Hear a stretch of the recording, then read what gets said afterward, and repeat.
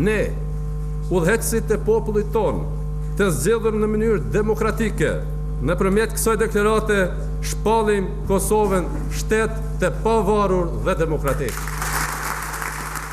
18 vite shtet, sakrificë dhe krenari, lavdi të gjithë atyre që kontribuan për lirinë dhe pavarësinë e Kosovës.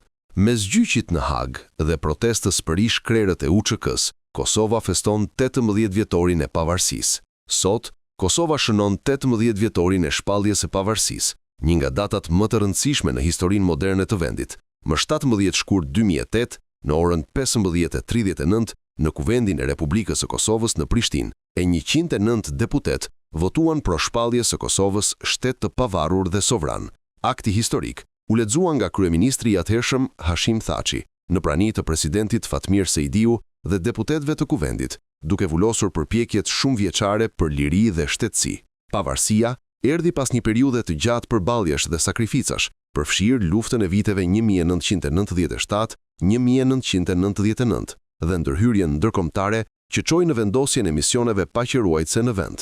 Pas negociatave të gjata në Vjenë, i dërguari special i OKB-s, Martia Ahtisari, paraqiti planin për pavarësinë e kushtëzuar në vitin 2007. Më 22 korrik 2010, Gjykata Ndërkombëtare e Drejtësisë konfirmoi përmes një opinioni këshillëdhënës se deklarata e pavarësisë së Kosovës nuk kishte shkelur të drejtën ndërkombëtare, duke i dhënë legjitimitet të mëtejshëm shtetit më të ri në Evropë.